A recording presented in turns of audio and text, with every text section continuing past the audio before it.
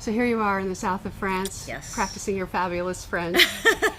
And I got a kick out of what happened at the opening night, which is that it was Julia Roberts' first time Yes. in Cannes, which was like amazing. Yes. And Thierry did this sort of big deal intro for her, which was very. Yes. You explain what the rules are and why that was a big deal.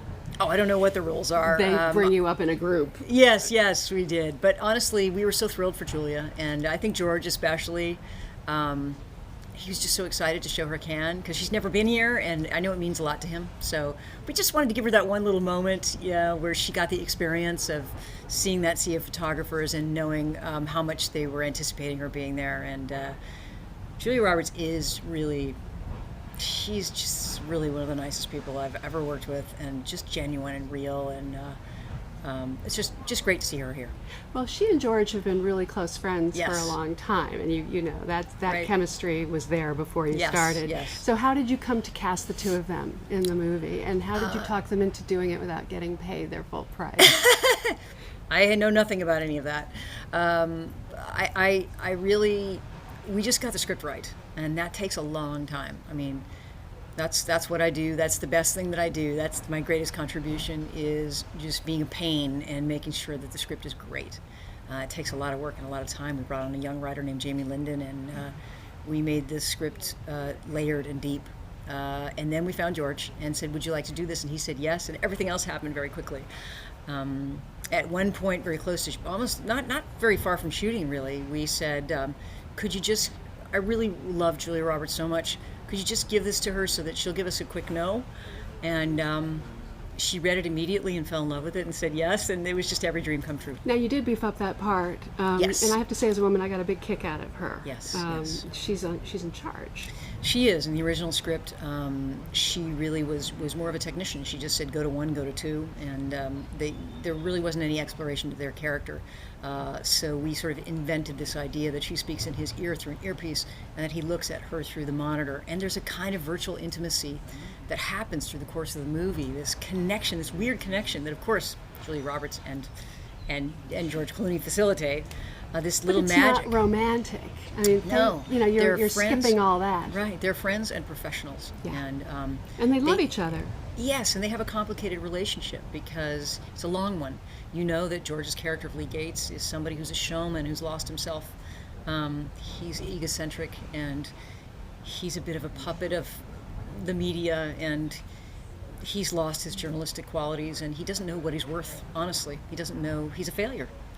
And she loves him, would like him to be a better man, and she's debating whether she should leave him as a producer so that she can go on to do important things like she's meant to do. And she doesn't want to leave him because she's loyal to him, and she does feel disappointed by him, but she cares about him. And as the movie evolves, he finds his heroism through her, and she produces his survival because she's competent, she's strong, she's able to do a job the police aren't able to do in the movie, and she unravels the mystery, and together the two of them become one hero.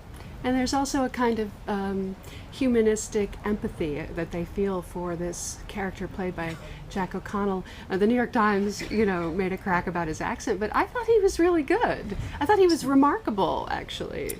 His accent is remarkable in the movie. I mean, more than anything, the accent thing, parlor tricks. Jack O'Connell is able to inhabit a full character he is completely committed as an actor, and the most commitment I've ever seen in another actor I've worked with. I'm so proud of him and in awe of him, really. It's a feat to create a character that has to do so many things. He's threatening, and he's rage-filled, and he's unstable, unhinged, but you also love him, and he's fragile. He's just a little boy that you want to put your arms around, and he was able to move back and forth and play between those two things. A lot of that having to do with editing, of course. One of my favorite things you did in the movie was the moment where he's on camera with his wife on video. The police have put her on, and it's unexpected. It just goes off the rails in a really good way. Yeah, I won't tell audiences what happens, but there's a very provocative moment in the movie where Kyle, Jack O'Connell's character, has hope. And you think, wow, maybe somebody's going to talk him off this ledge because maybe somebody loves him. And you realize that he's doesn't know what to do in front of this incredibly strong woman, a strong negative woman. There's a theme in the movie that emerged through the process of development of the script and through the course of filmmaking that really emerged in the edit, and that is that we have three men that are struggling with their own sense of failure, that don't have a good sense of self-worth, and so they're looking for it in money and in fame and in others, and they especially feel like failures in the eyes of these incredibly strong women that love them. Well, the way you talk about this, it's obvious that this is, part of what you brought to getting these great performances out of these actors. But I will say, this is a very entertaining. Yes. Forgive me if I use the word Hollywood. Yes. Studio. Yes. Old-fashioned. Yes. Narrative movie that they don't make anymore. I ran into Tommy Rothman I do call him Tommy, on the Quasette, and he was explaining, that this is he when I made a crack about the budget, so he made you do it for a price. He did. Well, it's more money than I've ever had, so I'm grateful. But this kind of film demands a certain amount of resources. You've got guns and bombs and SWAT teams, and it is a mainstream thriller, and you do have big movie stars, and you want audiences to be thrilled and to take this ride, this fast-paced ride that has bursts of comedy and lightness. But it needs to be intelligent, and it needs to be unique, and it has to have a unique voice, and that was the real balance, the balancing act of the movie. Well, you could have been making these movies all along, and you have made them, but I'm saying you could have been making more of them. Hollywood is not making them, basically. Hollywood is not making smart movies for adults at a price. They're not. They've doubled down on franchise films, and they've decided for marketing and financial reasons to compartmentalize theatrical releases. So they make big movies, franchise films for the four demographics, and everything else that's story-driven, that's character-driven and unique, is on cable.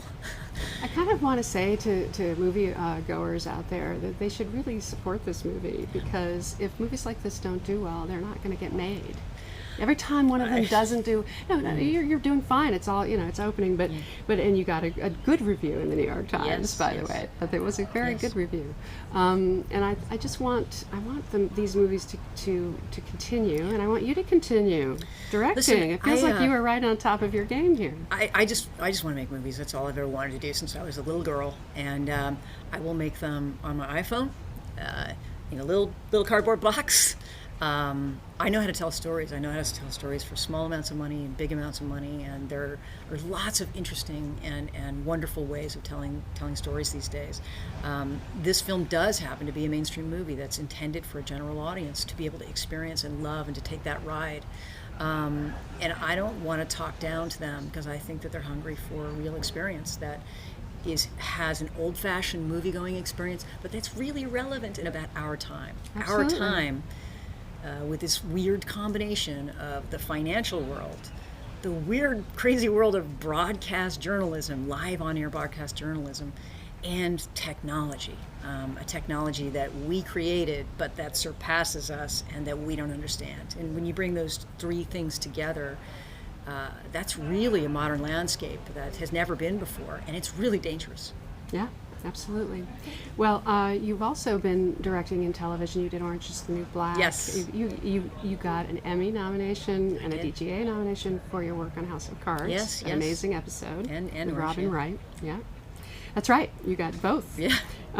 So how much was that good?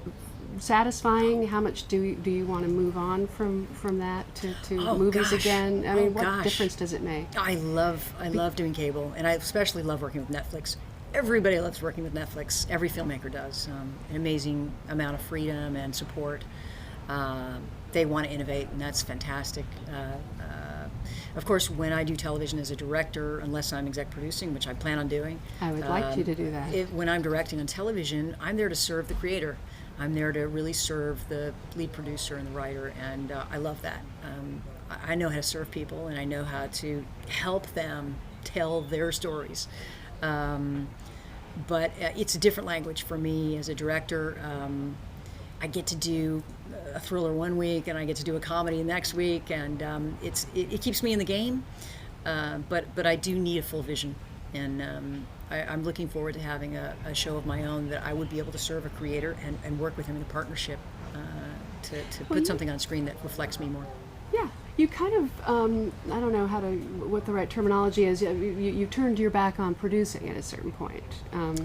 My company, yeah. Yeah, but I was thinking about this. I mean, that was a big company in a way. I mean, maybe it was too big. Maybe you could do a much smaller version of producing that would get you where you wanted to go. Well, not that I'm your my agent producing or years, anything. my producing years were wonderful. They taught me a lot, and I realized I don't want to produce. I like producing my own movies, and that's really, really been successful for me. Producing Home for the Holidays, and producing Nell, and producing Flora Plum. It didn't happen. I know how to support myself as a filmmaker, and I'm really financially responsible and really committed. So those two things work really well together, directing and producing. But I my talents are other. My talents aren't in producing. I'm too positive a person. I think you need to be. I think you need to be negative as a producer in order to always anticipate bad things that could happen. And I think I don't have the personality. I'm too straightforward to be a good producer for other people's movies. I'm good at producing my own. All right. So the other thing that struck me is you worked on Inside Man, Yeah. Spike Lee, and I felt like there was some Yes. parallels between Yes. these films, and also broadcast news. Yes. And I wondered, all what you the were up Sidney to Lumet there. movies, of course, Yes, Dog of Afternoon course. Network. I wish we could be as great as Sidney Lumet, but we certainly honor him in the film.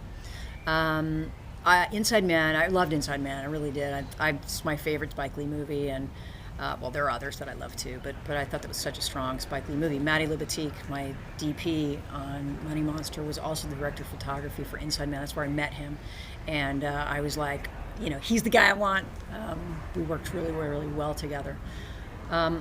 There's some things that are very similar about Inside Man. Obviously, it all happens over the course of a short period of time, all in real time. But there's humor, and there's lightness, and there's incredibly fast-paced, and it's very intelligent. It asks the audience to participate in the intellectual effort of the movie.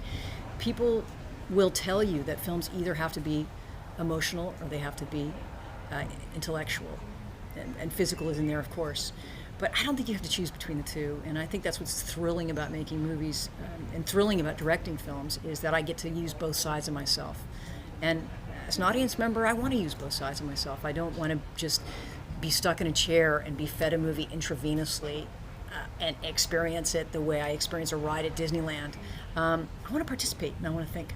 Right. So recently, in the last few years, there have been some movies that have done the unusual thing, which is to put these very strong women in front of the audience, and they've done well. Zero Dark 30 is one where she was really not identified the way most women are. It was radical. Right. And then the other one would be Gravity.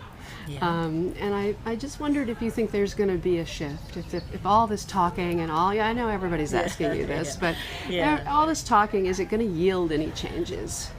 Well, I've made lots of movies where I was at the center of the film, and You they've were done the very well. precursor. Certainly Panic Room and Flight Plan and Silence of the Lambs, and we are 50% of the population, and yes, there will be female star-driven movies.